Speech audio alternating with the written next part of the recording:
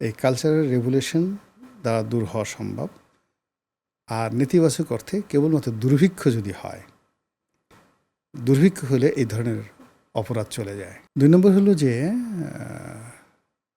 বিগত ২ বছর ধরে যে মন্দ কাজগুলো হয়েছে, যে মব যে সংস্কৃতিগুলো হয়ে গেছে, এটার একটা এক্সটেনশন ভার্সন চলতে থাকবে, সিকুয়েল চলতে থাকবে। আপনি এখনও পর্যন্ত কাউকে বুঝাতেই পারবেন না। তাদের কাছে মনে হচ্ছে যে পুরো দেশ জাতি ভুল করছে, তারা সঠিক ছিল। আমরা কিন্তু রাজনীতি নিয়ে কথা বলছিলাম, আমরা ব্যক্তিগত অনেক বিষয় শেষ করে রাজনীতির দিকে আসছিলাম। আমরা ডক্টর ইউনূসের আমল নিয়ে কথা বলছিলাম, তো ওই দর্শকের পুলের কথা বলছিলাম এবং যে এই যে আমাদের অবক্ষয়ের বিষয়টার নিয়ে কথা বলছিলাম। এটা থেকে কি পরিত্রাণের কোনো উপায় কি আছে? বা আমি একটা ছোট একটা ক্লু বলি, জাইমা রহমান আমাদের প্রধানমন্ত্রীর মেয়ে, তো সে আসলে কন্যাস্থানীয়ই একটা, মানে আমি যদি বলি আপনার কন্যাস্থানীয়, আমারও বলতে পারি আমি কন্যাস্থানীয়, বা কন্যা না হলেও বোন স্থানীয় একটা মানুষ। তাকে নিয়ে কমেন্ট, এই এই এই জাতীয় সংস্কৃতি কিন্তু আমরা কখনোই দেখি নাই। এটা কেন হচ্ছে? মূল ব্যাপার যে বললাম না, যে এখানে জাইমাকে আপনি তারেক রহমান সাহেবের মেয়ে বা আলাদাভাবে দেখার দরকার নেই। এখানে যে বুলিং, যে অভ্যাসটা রয়ে গেছে, এই বুলিংটা যারা করে তারা সবসময় দেখে যে মানে আকর্ষণ কোথায় বেশি। আকর্ষণের জন্য সুন্দর চেহারা, ক্ষমতা, পদ, পোর্টফোলিও, এই জায়গাগুলোকে তারা সবসময় টার্গেট করে। আর এখন যেহেতু মবের যে অপসংস্কৃতি, এই অপসংস্কৃতির কারণে এখন এখানে যেটা হচ্ছে যে ধরুন তনুর মতো হত্যাকাণ্ড ঘটনা, তনু হত্যাকাণ্ড, বা এই যে মিরপুরে যে মেয়েটা বাচ্চাটা রামিসার মধ্যে ঘটনা, এগুলো হলো যারা এই ইনুজ্জামানাতে যারা সিসকে টাইপের লোকজন, অনেকটা কিশোর গ্যাং, এই কিশোর গ্যাংয়ের মতো যে সমস্ত অপরাধী জন্ম নিয়েছে, তারা এই ধরনের অপকর্ম করতে থাকবে আগামীতে। আর যারা ধরেন অনেকটা দাউদ ইব্রাহিম, ছোট শাকিল, ছোট রাজন কিংবা হাজি মাস্তান, এরকম কিংবদন্তি মনে করে যে আমরা মব স্টার, আমরা যাকে ইচ্ছে তাকে সব কিছু বলতে পারি, যা ইচ্ছে তাই করতে পারি, এরা সবসময় করবে কি, যে সমস্ত ক্ষমতাধর যে জায়গাগুলো আছে, এখানে কোনো ব্যক্তি, সেটা পুরুষ হতে পারে, কোনো নারী, সে নারী হতে পারে, কোনো কিশোরী হতে পারে, যেখানে দেখবে যে এটাকে সে অনেকটা, আগে যে ডাকাতি করতো না মানুষ, সেই রঘু ডাকাত, সে এরকম রঘু ডাকাতের যে চরিত্র ছিল, যে তারা শুধুমাত্র নর্মাল ডাকাতি করতো, রঘু ডাকাত করতো কি বড় বড় মন্ত্রী, আমলা, রাজা, বাদশাহ, তাদেরকে ডাকাতি করতো এবং করে ওই টাকাগুলো আবার গরিব মানুষকে বিলিয়ে দিত। তো এখন জাইমা রহমানকে আক্রমণ করা মানেই ওই যে তাদের যে একটা মানসিকতা নিয়েছে যে যে কোনো পাওয়ারের যে কেন্দ্র, এই কেন্দ্রে তারা আক্রমণ করতে পারে। আর এই শক্তিটা তারা পেয়েছে যেখানে 17 বছরের একটা রেজিম তারা চেঞ্জ করে ফেলেছে, তাদেরকে দেশ থেকে বাধ্য করেছে, যেখানে সেনাবাহিনী প্রধানকে তারা গালি দিতে পারছে, ক্যান্টনমেন্ট উড়িয়ে দিতে পারছে, এই কথা তারা বলতে পারছে, তারপরে যে কোনো মানুষকে ভয় দেখাতে পারছে, ডিসি সাহেবের কান মুলে দিতে পারছে, ওসি সাহেবকে ট্রান্সফার করতে পারছে, সচিবকে চাকরি থেকে বাদ দিতে পারছে। এটা 2 বছরে এই যে ঘটনাগুলো তাদের ঘটেছে, তো সে তুলনায় একজন নারীকে, একজন রাজনৈতিক ব্যক্তিত্ব, সেটা তারেক রহমান সাহেব হোক বা সালাউদ্দিন সাহেব হোক, যাদের এই মুহূর্তে পাওয়ার আছে, তাদেরকে নিয়ে কথা বলাটা তারা মনে করছে যে এটা তাদের কাছে একটা ডাল ভাত। ফলে এই যে মন মানসিকতা, এই মন মানসিকতা কোনো পাওয়ার দেখিয়ে হবে না, কোনো দমন পীড়ন দেওয়া হবে না। সেটা হলো যে আমাদের এই সমাজে যে সুকুমার বৃত্তিগুলো রয়েছে মানুষের মধ্যে, বিশেষ করে কালচারাল বিপ্লব, এরকম বিপদের মধ্যে যখন সমাজ পচে যায়, তখন সেখান থেকে বের হয়ে আসার জন্য আপনার সাংস্কৃতিক বিপ্লব লাগবে, কালচারাল রেভুলেশন। এই কালচারাল রেভুলেশন দ্বারা দূর হওয়া সম্ভব। আর নেতিবাচক অর্থে কেবলমাত্র দুর্ভিক্ষ যদি হয়, দুর্ভিক্ষ হলে এই ধরনের অপরাধ চলে যায়।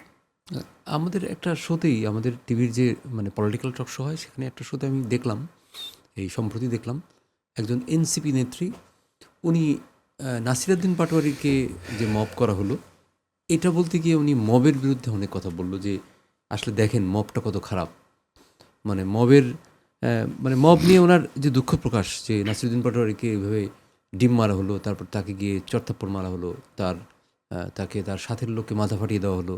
এটা কত ঘৃণিত একটা কাজ। এই মব করছে বিএনপি, এটা উনি বলল। তো এটার জবাবে আসলে তার অপোজিটের যিনি কি বলছেন সেটা আমি আর শুনতে পারিনি। তা আপনি হলে ওর জবাবে কি বলতেন? না, প্রথমত হলো যে আমি কিছুই বলতাম না যে এটা জবাব দেওয়ার মতো কিছুই নয়। এক শ্রেণীর মানুষ, উনি তো মবে কষ্ট পাচ্ছে, উনি বলতেছে যে এই মবটা মানে এই মব তো খুব খারাপ, এটা বলতেছে উনি। না, মূল ব্যাপার হলো যে যে এই প্রশ্নটা করেছে বা যে কথাটা বলছে তার মানে এই প্রশ্নের জবাব দেওয়ার মতো বা তাকে বোঝানোর মতো মেধা যোগ্যতা আমাদের কারোরই নেই। সমাজে একটা শ্রেণী তারা মনে করছে যে কেবলমাত্র তারা মব করতে পারবে, তারা যাইছে তাই বলতে পারবে, কিন্তু তাদের বিরুদ্ধে কিছু বলা যাবে না। এই গেল এক। 2 নম্বর হলো যে বিগত 2 বছর ধরে যে মন্দ কাজগুলো হয়েছে, যে মব যে সংস্কৃতিগুলো হয়ে গেছে, এটার একটা এক্সটেনশন ভার্সন চলতে থাকবে, সিকুয়েল চলতে থাকবে। এখন সেই সিকুয়েল আপনার যতই খারাপ লাগুক না কেন, আপনি এটা রাতারাতি কোনো অবস্থাতেই বন্ধ করতে পারবেন না। ফলে এখানে কিছু মানুষ যারা গত 2 বছরে মব করেছে, কথা বলেছে, তারা এখন নিজেরা মবের শিকার হচ্ছেন এবং এটা নিয়ে তারা আহত হচ্ছেন যে এটা তো আমাদের প্রাপ্য, আমরা বিজয়ীরাই তো মব করবে, পরাজিতরা কেন মব করবে?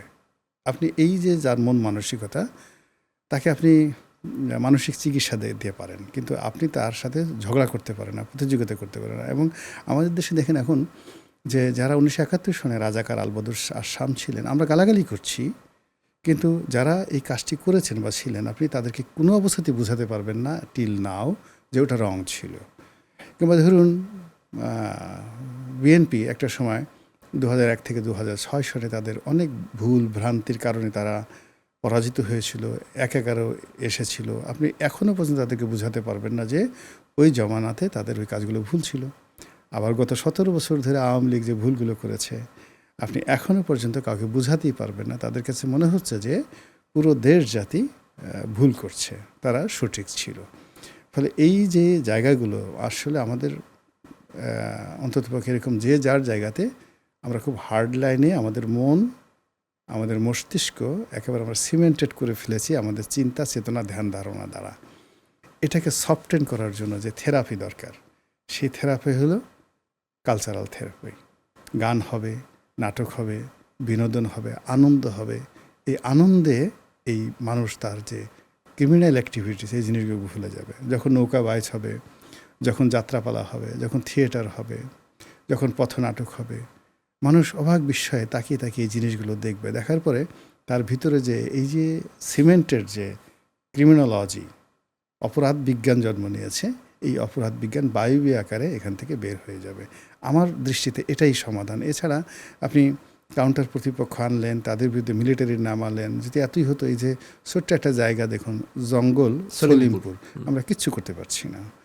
আপনি ইয়াবা 2 থেকে 3টি পয়েন্ট দিয়ে আসছে, আমরা কিচ্ছু করতে পারছি না। ভারত থেকে 10 থেকে 12টা পয়েন্টে গরু আসছে, আমরা কিচ্ছু করতে পারছি না। অপরাধ এমন একটা জিনিস, অপরাধীরা সে তার জায়গাগুলো করে নেয়। ফলে ওখানে আসলে মানে অপরাধকে আরেকটা অপরাধ দিয়ে কাউন্টার দিয়ে আপনি অতীতে কখনো সফল হয়নি। যেখানেই একটা সভ্য সমাজ গড়ে উঠেছে, সেখানে একটা কালচারাল বিপ্লব হয়েছে, বুদ্ধিবৃত্তিক চর্চা হয়েছে, এবং মানুষের যে সুকুমার বৃত্তিগুলো রয়েছে, সেই সুকুমার বৃত্তিগুলোকে জাগ্রত করা হয়েছে। মানুষ ভালো কাজ করে সারতে পারছে না, সে মন্দ কাজের দিকে তাকাবে কি? একটা সময় যারা মন্দ কাজগুলো করে, আপনি যদি ইয়াবা নাই খান, এখন সে যে ব্যবসা করে লাভটা কী বলেন? আপনি করছে না। আপনি মবের তো কিছুটা কারণ থাকে বা যে কোনো, এখন সেই ধরনের কারণে ধারের কাজ দিয়ে আপনি হাঁটলেন না, তা আপনাকে কেন মবের ভয় করতে হবে বা মবের মধ্যে আপনার পড়তে হবে? তো এটা এই যে একটা কালচারাল রেভলিউশন, একটা ইন্টেলেকচুয়াল রেভলিউশন, এবং মানুষের যেটা সুকুমার বৃত্তি এবং তার চর্চা, এই জিনিসগুলো যখন আমরা যেটাকে বলা হয় সোহবত, আরবিতে বলা হয় সোহবত, ব্যবহারিক শিক্ষা। তো সমাজে চলতে হলে